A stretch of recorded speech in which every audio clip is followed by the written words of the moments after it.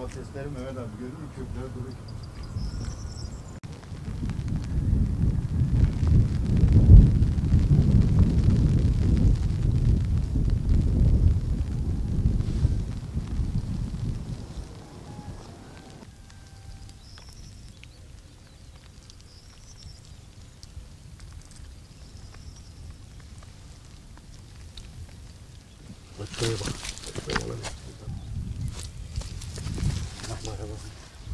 Yağış bir felaketti.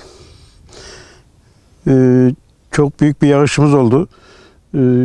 Diyebilirim ki fıstık ağaçlarında %100 ve hububatta da %80 ve %90. Daha evvel zaten bir kuraklık yaşamıştık. Kuraklıktan dolayı hububat geç kaldı. Bir de tekrar üzerine bu dolu olunca %100'e varan zararlık görmüş olduk.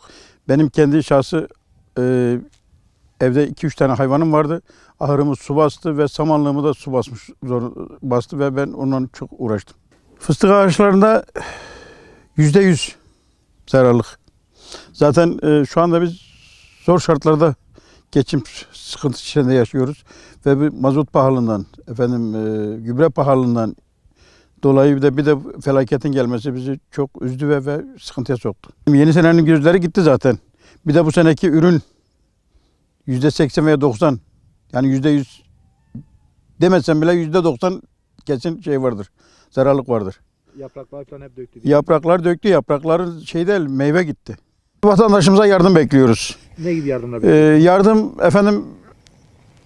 banka kredisi olanlara onlara bir imkan tanınmasını veyahut da mazot desteğinin artırılmasını, gübre desteğinin artırılmasını, bir de tohumluk, buğday ve arpa tohumluğu, nohut, bu tür şeyleri bekliyoruz. Gözle de görünen bir şey vardır. Hiç açmamış gibi görünüyor zaten. Yoksa daha evvel bundan 3 gün 5 gün önce gölgesine oturulacak durumdaydı. Ben 55 yaşıma geldim. Daha böyle bir afatı görmedim. Dolu yağışını görmedim. Yağmur yağışını görmedim. Bizde mahsul kalmadı. Fıstıklarımız, domateslerimiz, biberlerimiz, buğdalarımız, arpalarımız, her türlü mahsulümüz gitti. Bu sene çok zarar gördük. Ben öyle tahmin ediyorum. %80-90 civarında zararımız var. Fıstıklar çok güzeldi. Fıstıklarımızda çok güzel mahsul vardı. Fakat bu dolunun vurması hem bu seneyi hem gelecek senemizi bitirdi. Mahsul yok yani. Bu sene yok. Vallahi yetkililerden borcu olanların ertelenmesi, devletin buradaki çiftçilere yardım etmesini bekleriz. Ne gibi yardım istiyorsunuz? Kredi borçlarının ertelenmesi, mağdur gören çiftçilerin yardım yapılmasını bekleriz. %90'ı zarar gördü, 99'u zarar gördü. Fıstıklar bu senenin mahsulü kalmadı. Gelecek senenin karagözleri de bitti. Fıstık diye bir şey kalmadı. 2 seneye kadar verim olmaz bizim burada. Geçen sene fıstık bahçelerimizde mahsul azdı. Bu sene çok güzeldi mahsullerimiz. Bu sene de tolu vurdu. Hiç mahsul diye bir şey koymadı.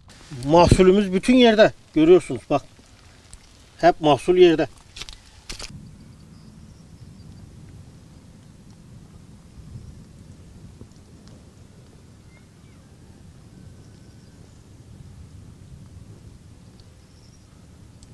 Bizim bu fıstıklarımız 2 senenin mahsulünü götürdü bu yağan tolu, afatımız. Allah kimseye vermesin.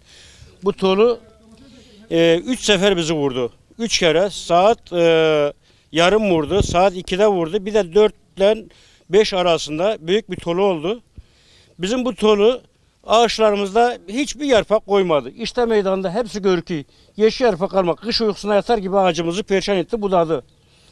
Bu ağaçlarımızın bu seneki muharlığını sigorta yaptırdık ama gel sene içinde bu ağaçlarımızın yeniden doğan karagöz dediklerimizi fülüz olarak doğan o ağaçlarımızın sene için itibarıyla verim oranı yoktur, düşük oldu. Bu sene sigorta yaptırdık ama sene için de önümüzde yıl için de bunun mahsulü yok bu ağaçlarımızın.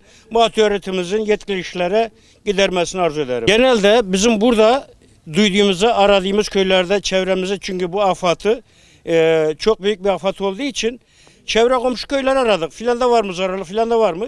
Herhalde tahminimiz burada genel olarak 10 köyde kadarı duyduk. olduğunu. Ama buğdalarda da var. Buğdalarda arpalar tamamen bitirdi. Buğdalarımızda %30, %40 bir hasarımız var. Buğdalarda da var hasarımız. Ama genelde ağaç kısmını bu şekilde yaptı ağaçlarımızı. Ağaçların da çok zarar görüyor. Fıstık ağaçları daha fazla zarar gördü. Fıstık ağaçlarımız işte bu şekilde gördüğümüz gibi hiçbir muhal kalmadı üzerinde. Bitmiş durumda yani. Önümüzdeki yıl da bizi mağdur etti. Bu sene hasat değildi değil mi? Bu sene hasat çok güzeldi. Bak genelde bütün şu görenler işte bütün şu şekil bir hasat vardı. Hasatımız bu giden senenin hasatına fıstık tutmadı. Giden sene hasatını da bu sene verdi. Yani 2 yıllık veya önümüzdeki yılda hesap edersek zaten önümüzdeki yılı da vurmuş oldu. 3 yılın hasatını götürdü.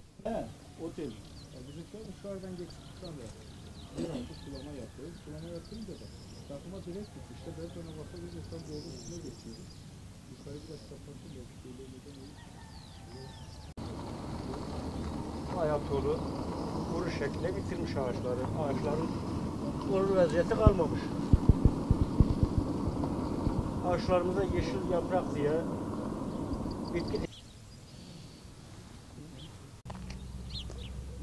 İşte aynı yağın tolu fıstıkları gibi yaptığı gibi buğdağımız da bu şekilde yaptı. İşte buğdağlarımız da böyle bak başına kırdı. Buğdağlarımızda herhangi verim düşüklüğü neredeyse %30, %40'ları üzerinde fazla zararlık var. Buğdağlarımızın aşırı bir zararı var. Ürünler kayıplarımız var. Gördüğünüz gibi bütün başaklar kırılmış, ezilmiş.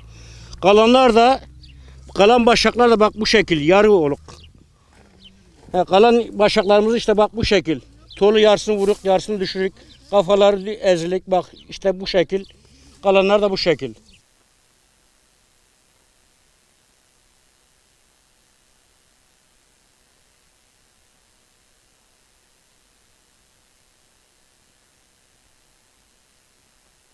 Vuracağım diyeceğim. 72 saat içinde vuracağım.